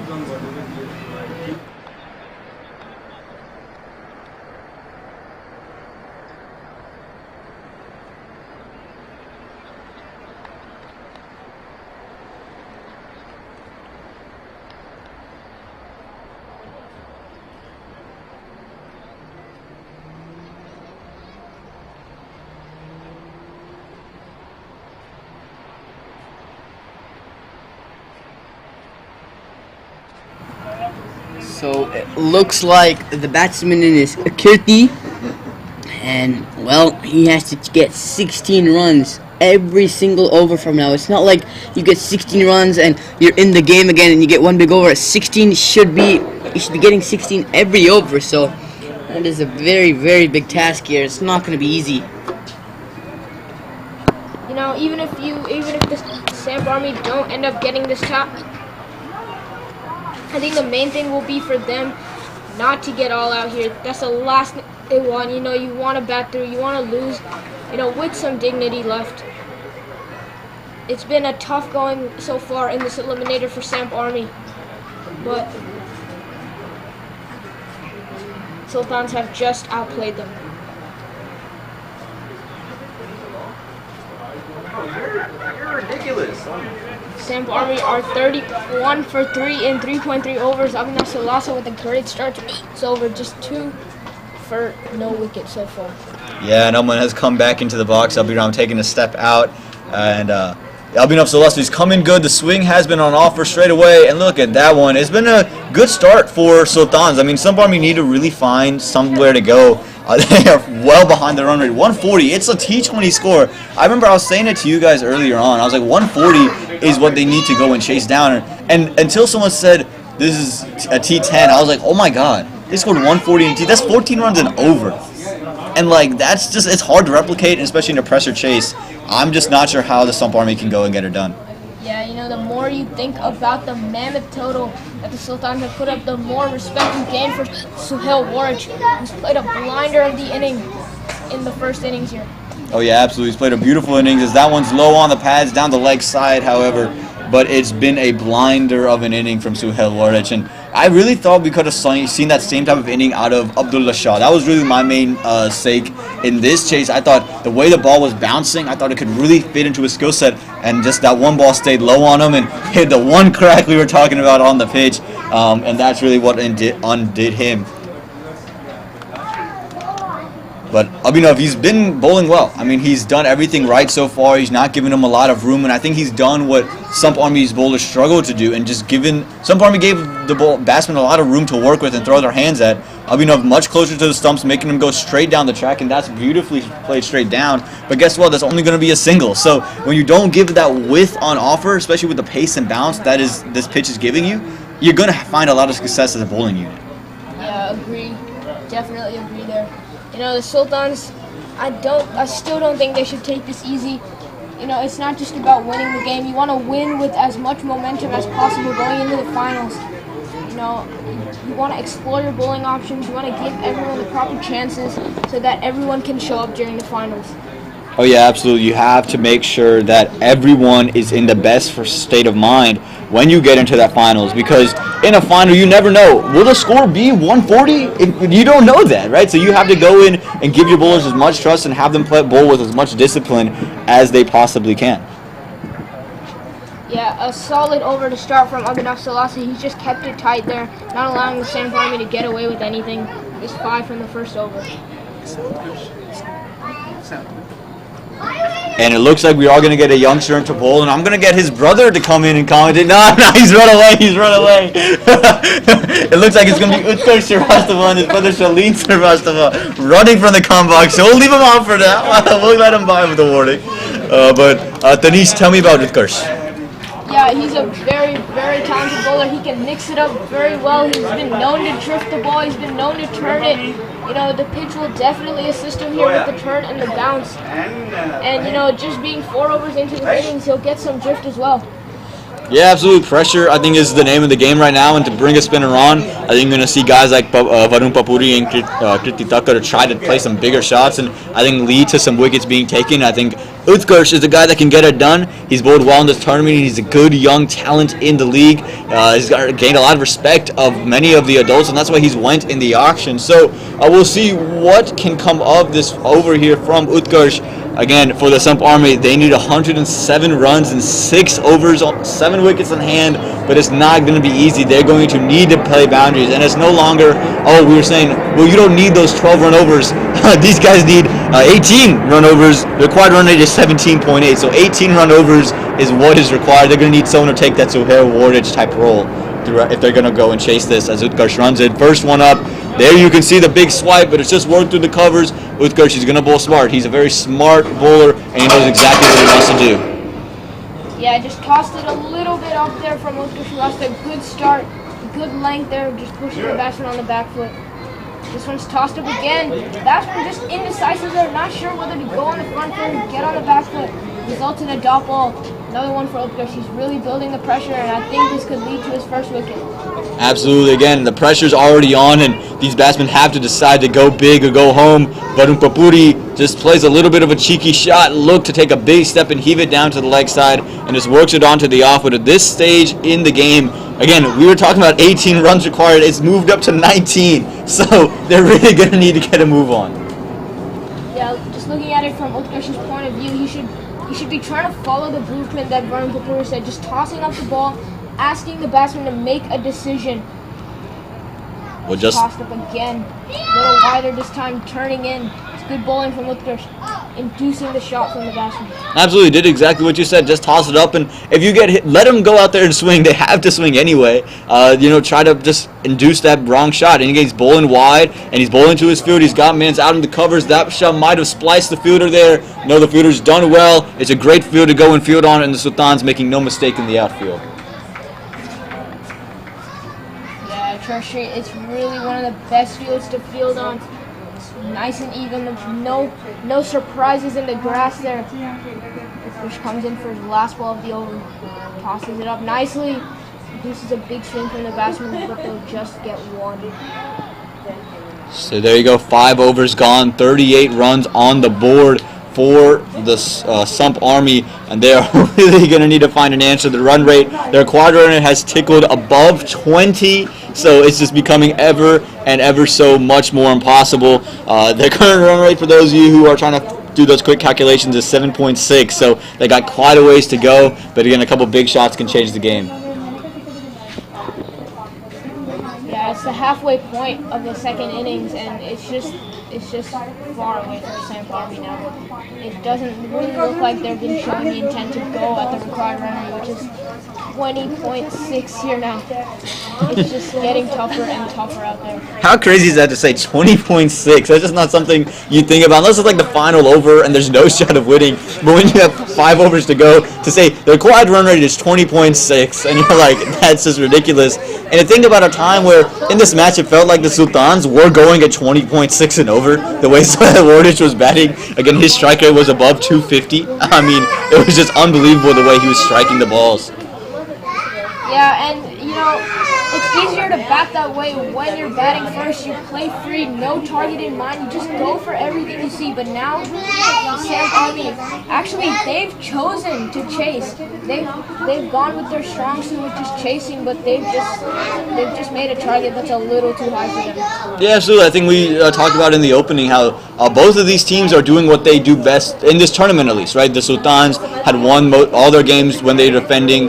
The Sump Army, all but one game they won chasing, and this looks like they're going to be their second loss chasing. Going to be their final game played as Abhinav Solasa comes back in for his final over. The first went for 5 runs.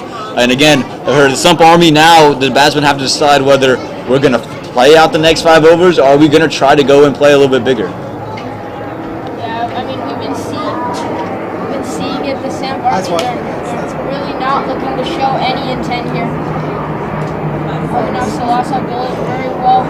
It's up to him to get the wickets, to get the Sultans into the finals with some momentum. And you can hear the crowd. They are really excited for Abhinav Solasa. They really want him to take some wickets. We saw this for Suhail early on as that one is worked through the offside. Cries of catch it. Not sure they would have needed the flash maybe to catch that one. But again, Sump Army, I think they've made a decision. They're just going to play out the next 5 overs and just see out 10 overs and then walk away respectively. Yeah, it's respectful ending from Samp Army. They just want to lose some dignity. Yeah, I mean, you can look at it from 2 ways, right? You want to see a team go at it with all their might to the very end.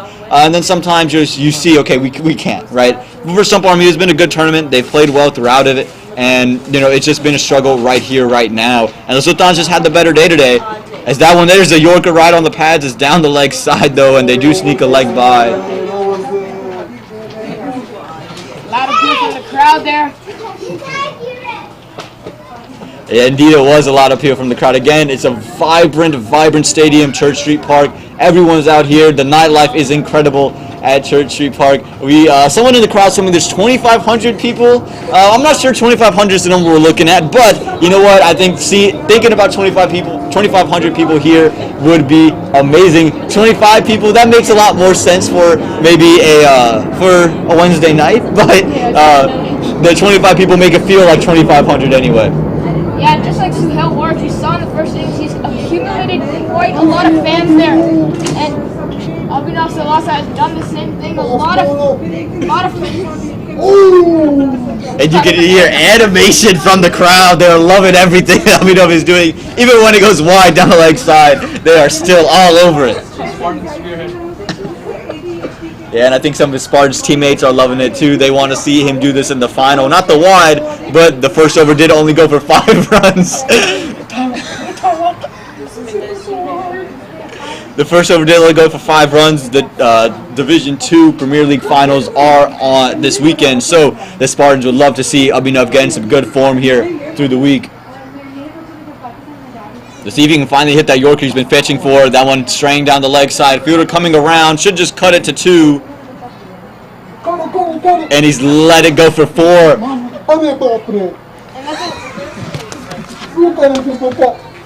That's a good sign to see fans just cheering him on when he's down in the dumps. That's the sign of a true fan.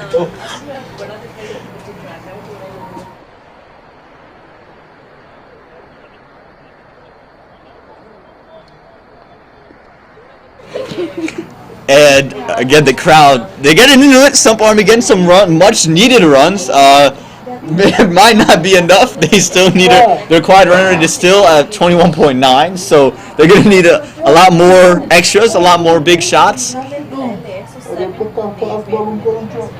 So here we go. Abhinav back in. This time hits the deck a little bit harder. It's worked down the third man. And you can hear the crowd. They are excited with everything that's going on. It's all happening at Church Street Park.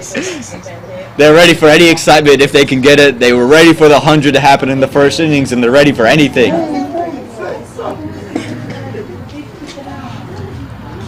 Abhinav Salasa, he's bowled quite a spell here. 1.5 overs, just conceding 13 runs there. As he comes in first, last ball, he'll be looking to get a wicket here. He wants the wicket of Kirti Takar. The crowd has lit it up. That was the Yorker he was looking for all over long, and he's finally got it right on the middle stump, and the crowd is loving it. There you go, the first wicket for Abhinav Salasa, the 4th for Sump Army to fall. The Sultans on top of this one firmly, and there you go, Kirti Takar has to walk. Yeah, Abhinav Salasa's personal fans really getting hyped up here. He's taking a wicket off a beautiful ball, hitting that perfect Yorker leg. And you can see the claps and cheers all around for Abhinav Salasa. He bowled a brilliant spell here, 2 overs, 13 for 1. And as we said, 25 people can make it seem like there's 2,500 people here in attendance. So a beautiful ball to finish it for Abhinav. There you go, ended 6 overs, 47 for the loss of 4, 94 more runs required in 4 overs.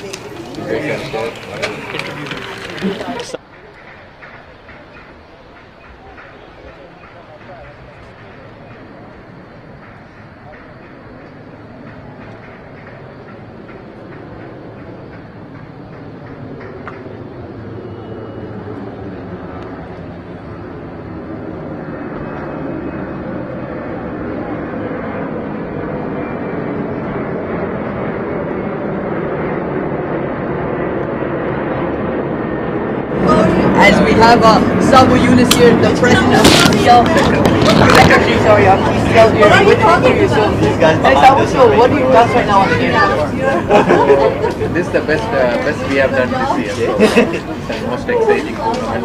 Everybody is loving. Look at the cars parked over here. There's no parking space available. And then this game, I think they have the max score so far in this entire tournament. And one guy got to 99 not out, which is totally unexpected in this kind of format.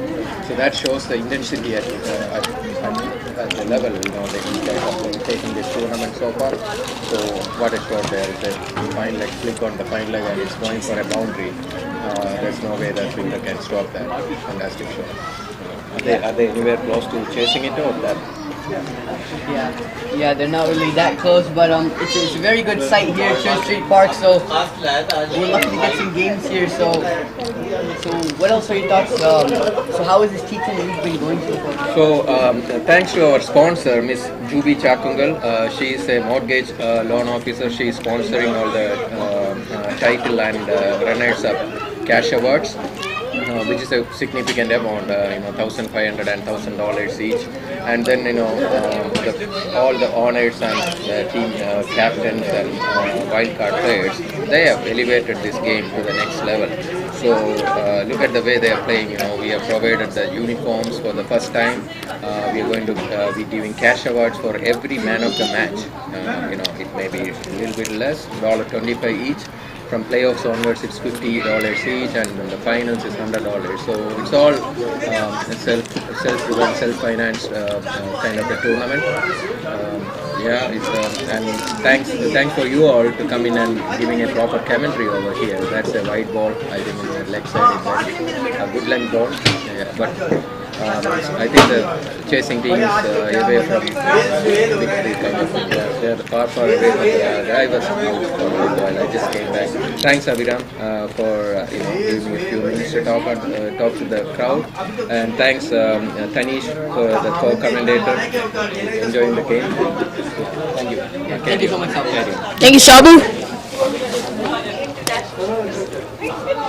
And a good bowling change from the Sultans here. Good bowling change from the Sultans here. They've brought in a bowler that is not used alongside them.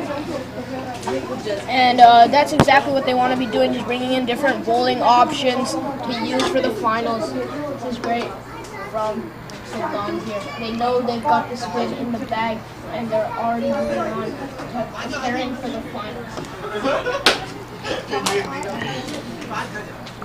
Yeah, the batsman is going to be Akash Joshi here, facing his first delivery, as that one it's just gone through the keeper as well.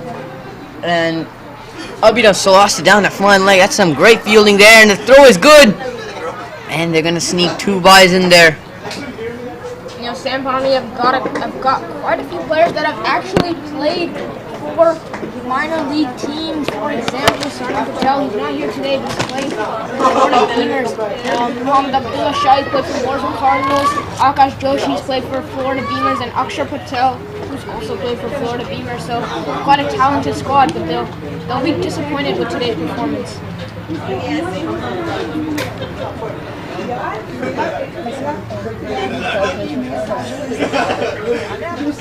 Akshar Patel there, he's been picked in a lot of these minor league teams. Akshar Patel, he's a pretty good batsman there.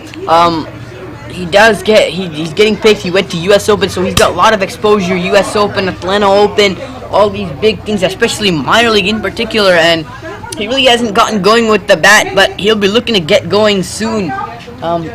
He's got some talent. Akshar Patel, he's the son of Ritesh Patel, the owner of the team, and Ritesh Patel too. He can bowl some balls, bowl some left arm spin, as we've seen last time from Samp Army. Last match he can bowl.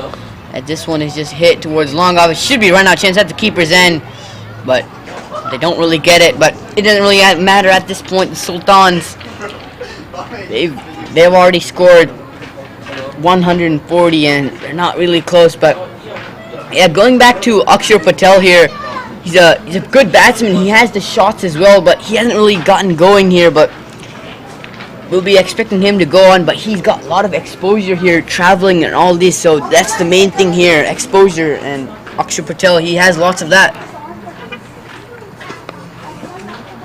That one is launched down there at Wang On, and not sure what happened. Yeah, it's gone all the way for 6. That's a good shot by Akash Joshi. But it still needs 24. They need every single ball in the rest of the innings to go for 4 here, to even get close to it. And you think the run rate will go, the required run rate, will it go above 36, or will it become mathematically impossible for the Sultans to win this game here? Well, I believe nothing's really mathematically impossible, because even if it's 1 ball, you can bowl some no balls. So That's true, but Samp Army 62 for 4.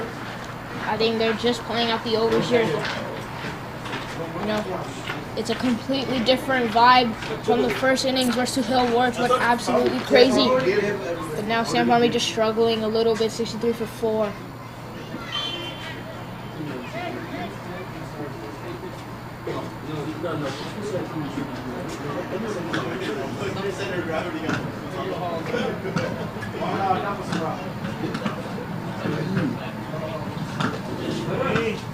Yep, I would pretty much say it's game over here. They really have no chance of Sump Army, and I think they're out of the tournament at this point, unless some miracle happens, which is very rare. I don't think it's gonna happen, but still, yep. Quarterfinals we scored 235. Like we played the last league.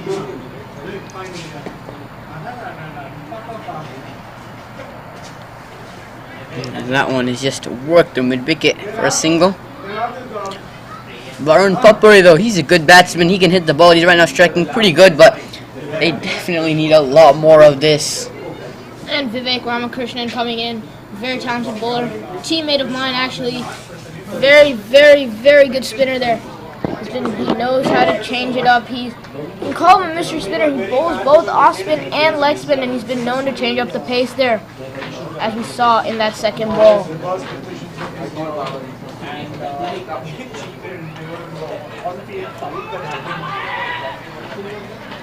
And he's giving him out there. I think there's a stumping there.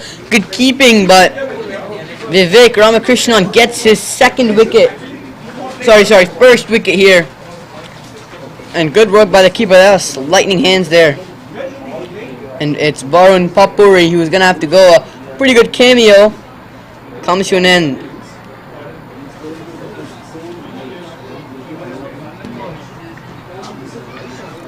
And we can definitely declare this match over at this point.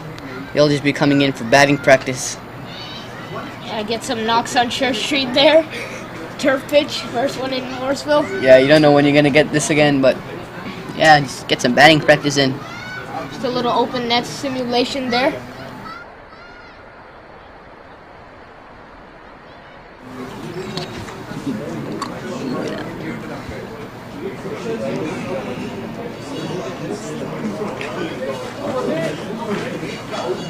And Vivek Ramakrishnan coming in with his fourth ball. Very, very, very good spinner there. Just clean up the batsman there. And he'll be looking to get his second wicket.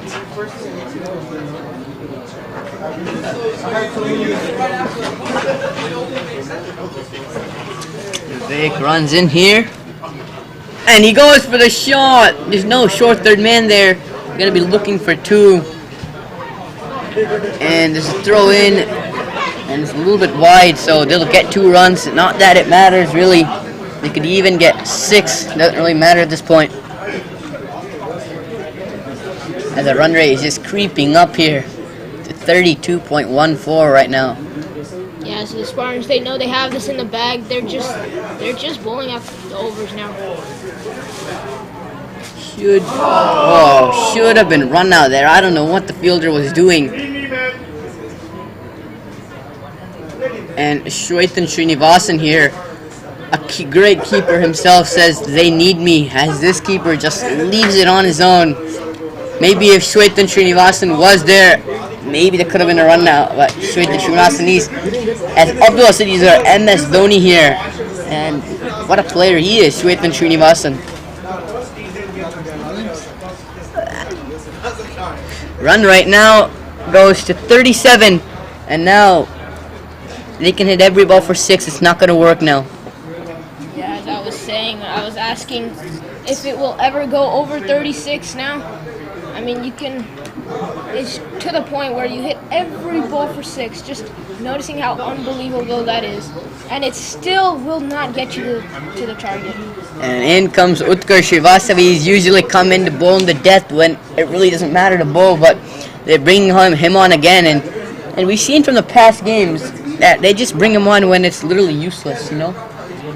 It's like a couple runs to win, and you know, for the other team, they brought him on in here. But here, this is just going to be some good exposure from Utkarsh. He already bowled an over, but it's going to be some good exposure running in, bowling here on Church Street to some good batsmen. As that one is just played through point for 1.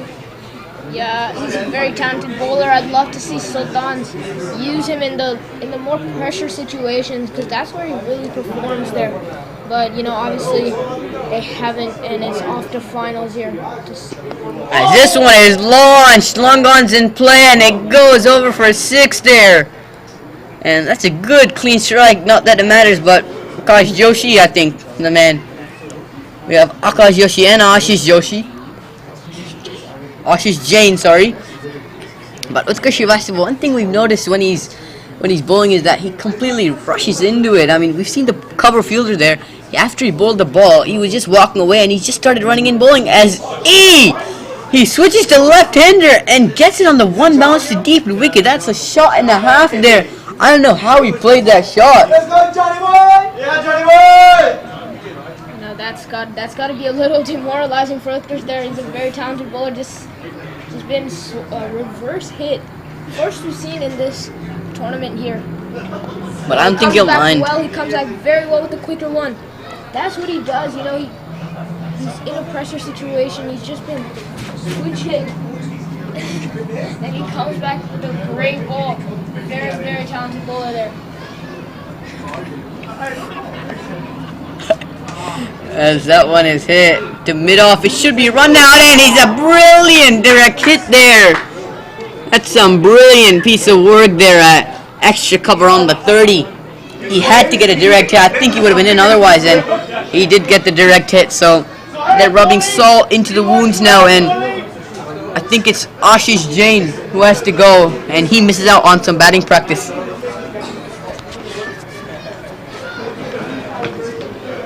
But luckily for the next batsman, he gets to play on a turf pitch, eh?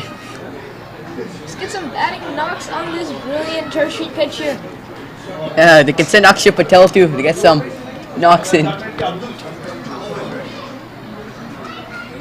who hit the 6 and the reverse when I actually did that?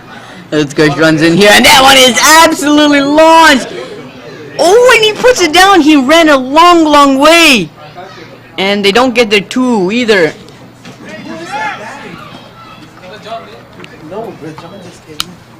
Yeah, John Vijay, the new batsman there. Akash hit those shots. Akash was in the shot.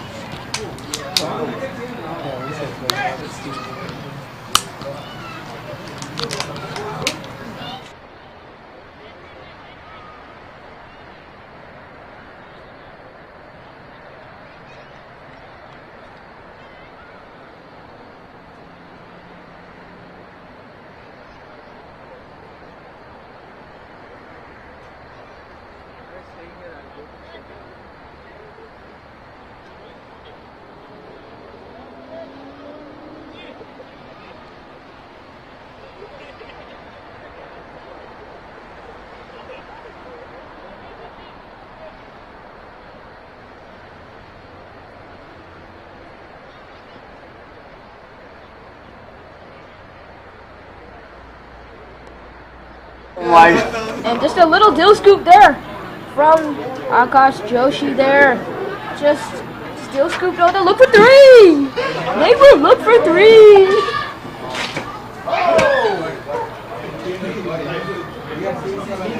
And the stumps have light up, but no appeal, not out, given by the umpire.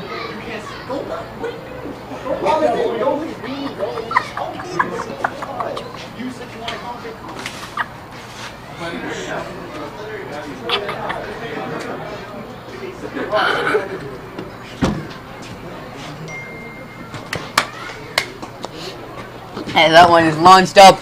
Deep cover, doesn't get there. They're pushing for 2. And it should be run out to keeper. That's a great throw. That's a brilliant throw from deep extra cover. Get him run out there. I don't love to see that.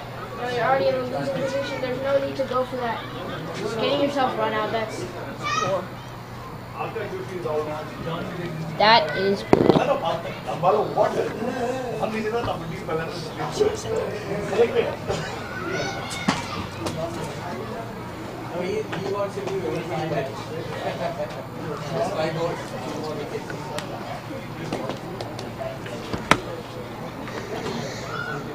And lucky for the next batsman, he gets 5 balls of batting on this nice Church Street pitch here.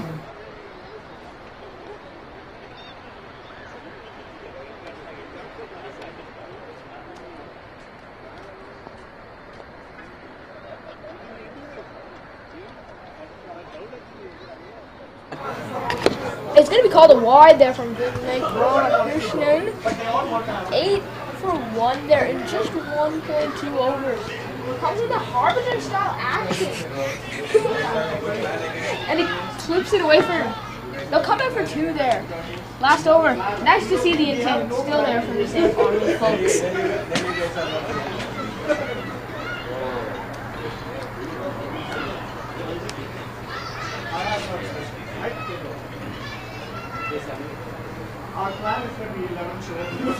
And stay tuned, folks, because in about 10 minutes we are going to see a very competitive game.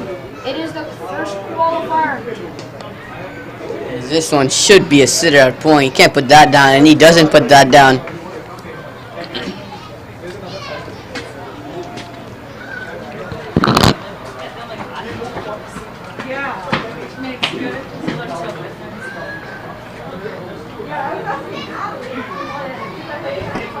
And Vivek Ramakrishnan 10 for 1 wicket in 1.3 overs. Sorry about that, just dropped the mic there. Abdul Hamid 2 off 1. John Vijay 1 off 2. Very deep batting lineup for the Samp Army team here. Swung away inside edge. They'll just walk almost for 1 run there. And it's a comfortable victory for the Sultans here. Suhail Warj leading right from the front with a solid 95. Yeah, what a match here. Some great batting by Suhail to clinch that victory there, and they won by a pretty good margin here. And the Sultans with the bat, you know, they closed this game out right in the first innings, right as Suhail Warj went crazy. Rahul Mandewalkar starting with 15 off 9. And then the man, the myth, the legend, Suhail Warj with 95 off 34. Sandeep Karwa 8 off 8. And then Kukuma 14 off 9. Rogers Rupalupti didn't play a ball, stayed not out though.